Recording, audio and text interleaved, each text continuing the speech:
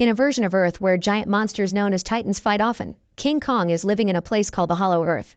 It's an ancient subterranean ecosystem deep within the planet with unique gravity and constant radioactive energy that allows the creatures in it to evolve to titanic sizes. One day Kong is being chased by giant wart dogs, so he heads toward a cliff's edge where he's prepared a trap for the beast to fall into. Kong also throws a tree trunk that activates a second trap, causing rocks to fall on his enemies. The wart dogs refuse to give up, so Kong grabs one of them and tears it in two, roaring as the blood falls on him to prove he's the boss of the area. Terrified, the wart dogs run away. Afterward, Kong washes himself in the waterfall and eats the enemy he killed, growling in pain when he discovers he has a bad tooth. Suddenly he hears a roar in the distance and the distraction allows a huge reptile to steal the meat from him. Kong only struggles for a few seconds before letting it go, more interested in what he just heard. He follows the noise but only finds a random little animal and not more like him as he thought. Meanwhile, on the surface, Dr. Eileen works for Monarch, an organization who keeps an eye on the global threats posed by Titans. She has a special system to watch them all and make sure they aren't getting in trouble. Eileen is worried about Kong because he's from a social species and he shouldn't be alone. Whenever a bad monster appears to destroy a city, the legendary Godzilla comes out of his home in the ocean to fight them and keep humanity safe. In Rome, a giant spider-like monster starts terrorizing the streets and Godzilla immediately appears to attack it, destroying some buildings in the process. After throwing the beast around, Godzilla makes it explode with his atomic breath. He celebrates the victory with a roar and goes to nap inside the Colosseum. At a Monarch outpost in Hollow Earth, the researchers detect heavy energy readings coming from the sinkhole from Kong's wart dog trap. Eileen is immediately alerted about this and she flies to the Hollow Earth access point in Barbados, where Director Hampton shows her pretty high spikes in their sensor array. Meanwhile, in the Monarch Base Academy, Eileen's adopted daughter Gia starts feeling dizzy in class. She closes her eyes and her hands moves on its own as snow starts falling inside the room. Suddenly she has a vision involving the Titans and the teacher wakes her up, only to discover she unintentionally made drawings all over her schoolwork in the desk. After class, Gia must clean her desk and the teachers tell Eileen that Gia is having trouble fitting in. Using sign language, Eileen tries to talk to Gia, who just says she's worried about Kong and that she doesn't feel like she belongs on the surface. It turns out Gia is the last member of the Iwi tribe from Skull Island, Kong's original home. Later at home, Eileen realizes that Gia's drawings match the spikes from the sensor array. At the same time in Hollow Earth, an unknown Titan destroys the outpost. This causes Gia to wake up from a nightmare and Eileen has to promise there's nothing wrong with her. The next day Eileen travels to Miami to find conspiracy podcaster Bernie, who has helped her with Titans before. He agrees to team up with her again as long as he gets to visit Hollow Earth. At that moment, Eileen receives an alert about another energy surge that even Godzilla senses. He immediately leaves Rome to search for the source, destroying more buildings in the way. At the same time, the access point opens and everyone in the base panics, but it's just Kong, who asks for help with his tooth. While the scientists give Kong a sedative, veterinarian Trapper flies over in his special aircraft and uses it to pull out Kong's bad tooth, replacing it with a very strong metallic prosthetic. Afterwards, Bernie tells Eileen that he's realized each spike matches a Titan appearing on the surface. His analysis concludes this energy is a distress call from Hollow Earth. Hampton authorizes a team to go down there, so pilot Mikael takes Eileen, Bernie, Trapper, and Gia in his very advanced aircraft and they follow Kong when he jumps back into the access point. The trip is full of crazy lights and shaking that makes Bernie feel like he's high, but it's quite safe and soon they make it to Hollow Earth. A bunch of vertisigns start flying near them, so Trapper explains they're harmless and activates the camouflage in the ship to blend in. Meanwhile, a Monarch team rushes to France, where a nuclear power plant is on fire. The soldiers find giant paw prints nearby and discover Godzilla is there absorbing all the radiation to charge himself up. As his body starts to glow, Monarch jets fly in to try to stop him, but Godzilla swats at them before bringing them down by expelling blue energy. Hampton informs Eileen that Godzilla is clearly preparing for something, but the connection soon ends because of the energy in Hollow Earth. Eileen's team reaches the Monarch outpost and is devastated to find all the scientists dead and the building absolutely destroyed. There's a bloody paw print on the stone walls that doesn't belong to Kong, and Trapper says it's a call for war. They find an unbroken security camera and hope they can get answers from it. Elsewhere, Kong gets his axe before jumping into the sinkhole he created the other day. He finds a bunch of glowing crystals but also the bones of creatures like him. After hearing some roars in the distance, he crosses a waterfall and discovers an uncharted subterranean realm. A shadow begins moving toward him and he meets a young primate named Suko. Kong tries to approach him peacefully, but Suko bites his hand and summons more apes to attack. They tackle Kong and quickly disarm him to then use his own axe against him, but Kong is still stronger and easily pushes them away. When Suko jumps on Kong's face, he grabs him and uses him as a club to beat up the other apes. As they fight, one of the apes almost falls off a cliff, but Kong grabs him and pulls him up to safety. However, the ungrateful ape tries to stab Kong with a bone dagger, so Kong kicks him off the cliff. The final ape tries to run away in fear and Kong throws a rock at it before it leaves.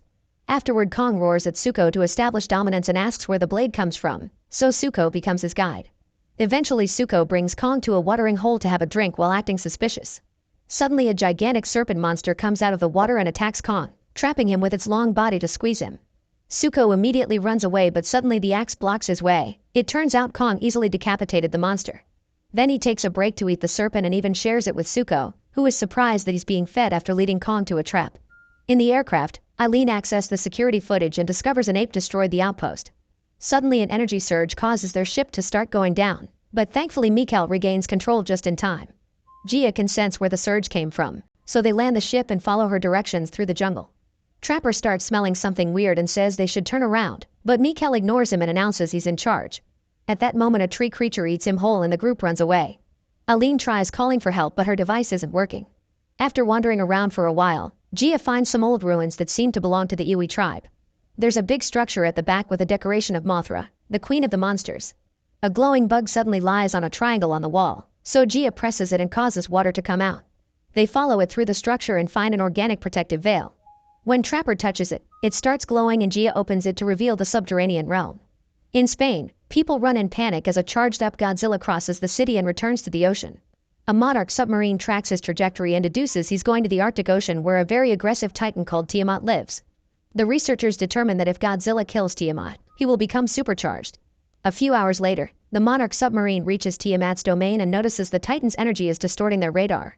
Suddenly, a light brightens the area. It's Godzilla's atomic breath, which is causing some serious damage to the submarine while destroying a layer of ice to wake up the other titan. Tiamat quickly comes out glowing magenta and uses its body to trap Godzilla, who retaliates by biting a chunk of its flesh. Tiamat immediately bites back and Godzilla starts to charge up by absorbing its energy, causing an atomic beam that even reaches the surface.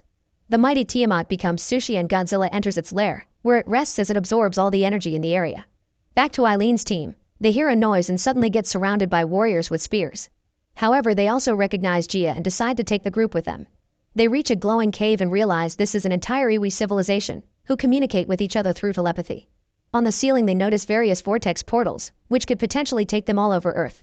The leader of the tribe touches Gia's hands and they both share memories. The leader shows Gia the life of the tribe and in return Gia shows her life on the surface. The leader is pleased and orders her guards to let the rest of the team go. The group is taken to a crystal formation and Eileen realizes that the distress signal came from here. They send it with the big crystal to warn Godzilla about an incoming danger. Further into the Iwi's temple, some special water is poured to light up the place, revealing the Iwi history on the walls, which Eileen translates. Long ago, the great apes were humanity's protectors, but a ruthless leader known as the Scar King led an army of apes to try and attack the surface world in a war against Godzilla and his species. Godzilla stepped in and trapped the Scar King and his army in Hollow Earth to prevent them from attacking again. However, this danger will come back and Godzilla is now charging for it. Only a direct descendant of the Iwi will be able to reawaken Queen Mothra to bring back peace. Meanwhile, Kong follows Suko on a bridge made of bones and enters a very hot area where he's shocked to discover other great apes being held as slaves and forced into hard labor. When a guard punishes a worker, Kong comes to help and earns the guard's fury. Kong just punches the ape down and demands to see the monster in charge. At that moment the Scar King comes out and sees King's metal tooth, so all the apes laugh at him. Then Scar King tries to punish Suko for bringing Kong, only for the worker from before to defend him. The Scar King kicks the ape into a pit of lava and Kong roars to complain. A fight ensues with Kong using his axe while Scar King uses a whip made from another titan's spine. This weapon almost chokes Kong to death, but he manages to grab Scar King and throw him off. Refusing to lose, Scar King uses a glowing crystal at the end of his whip and reveals Shimo, the titan that caused the Ice Age.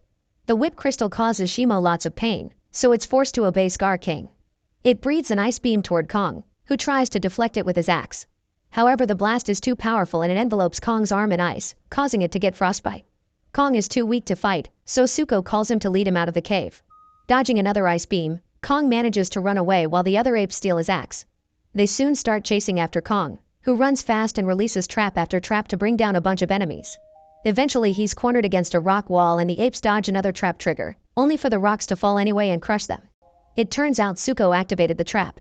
Kong is still in pain, so Suko helps him move and together they make their way to see the humans, unaware that an ape survived and is following them. In the meantime, Gia connects with other Iwi teens and finally feels like she belongs. Bernie records everything he sees, amazed by the Iwi's use of crystals to build their civilization. Suddenly a horn alarm wails and the iwi rush to open the veil, finding Kong with his wounded arm. This is seen by the enemy ape, who immediately leaves to report to its boss. Scar King gathers an army and leads them while riding Shimo, ready to start an invasion while Zuko sees them from afar. In the Arctic, Godzilla awakens and breaks the ice, showing its new magenta glow.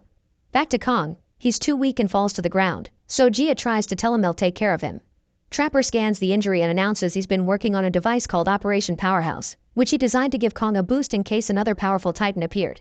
He goes back to the destroyed outpost to bring a bunch of pieces and reveals a giant glove that he puts around Kong's injured arm.